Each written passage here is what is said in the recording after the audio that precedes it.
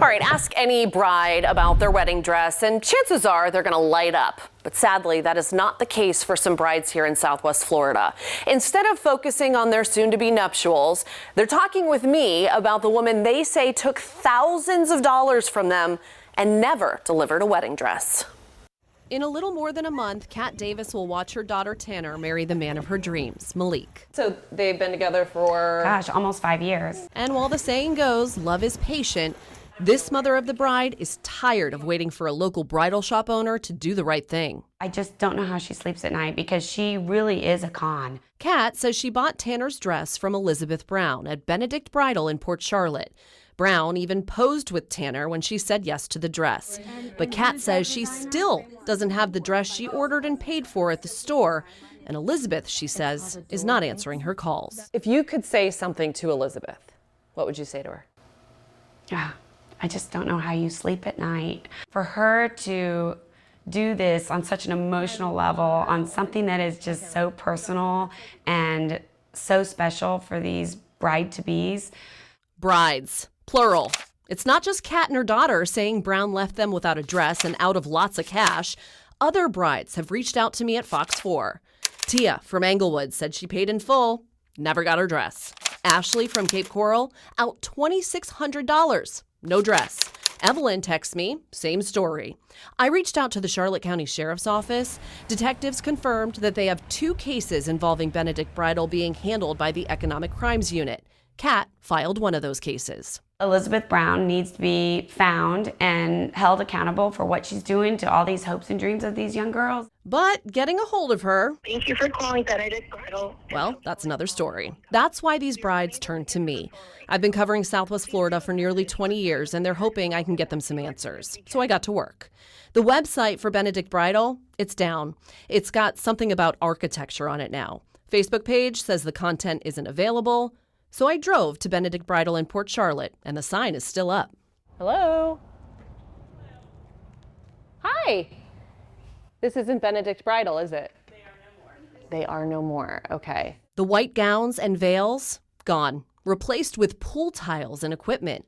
Chelsea with Resurrection Pools next door says they started using this unit when Elizabeth Brown moved out. Well, this was socialite, like the proms and the moms. And then we came back over here when she bought this unit too, and this was like the fitting room and more gowns. Funny story here. Chelsea says she bought her wedding dress from Benedict Bridal a couple of years ago. She got her dress, but she says for a while, she was worried she wouldn't. She wouldn't answer the door. I sent her messages on Facebook, and then finally when my mom called her, she was offended that I would even have my mother call her to find out where my dress was. I was the bad guy. She says it's sad to have to answer to heartbroken brides that keep coming through the doors. We've had several women come in crying. We had a sheriff's office come in looking for her. We've had moms of brides come in, kind of just crying because this is their wedding. It isn't something that, you want to mess with. So I wasn't going to find Elizabeth Brown here. I did a little digging, and with the help of some of the brides looking for answers, I found that she used to work at Harley-Davidson in Tifton, Georgia. So I called. And to my surprise, Elizabeth Brown answered and agreed to talk with me. Are you okay if I record this phone call? I guess. Okay. Like, where do things stand for the few that I have spoken with? So, for example, Tia. So Tia's check, I checked the tracking, will get delivered today by 7. Somebody just has to be home to sign for it. It is a certified check, so hers gets delivered today. Okay. She went on to say Ashley would get a check via certified mail on Friday and that she would send a refund to Kat Davis. Brown says she offered refunds, but the women chose not to take them and instead waited for the dresses to be delivered. I had to ask her on behalf of these women who feel they've gotten the runaround. What happened? The business just failed, and I tried to get them out and get them delivered as quickly as possible. I offered refunds at the time of closing. They decided not to take the refunds.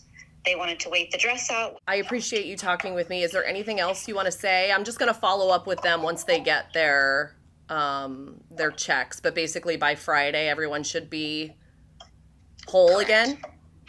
That should be the end of it.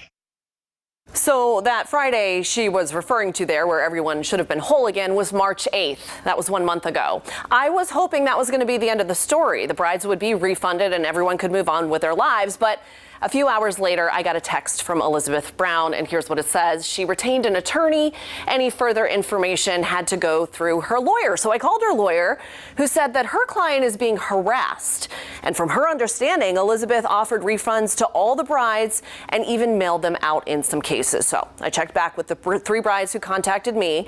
Tia did get a check. She got $2,343 refunded to her. She deposited it. It cleared the bank, so she is pleased and has some closure. But the other brides, Ashley, Evelyn, Kat's daughter, Tanner, all of them have yet to see a dime from Elizabeth Brown. So I'm reaching back out to her attorney to push for answers. And if you've experienced a similar situation with Benedict Bridal, I want to hear from you. Just go to fox4now.com and click on this story.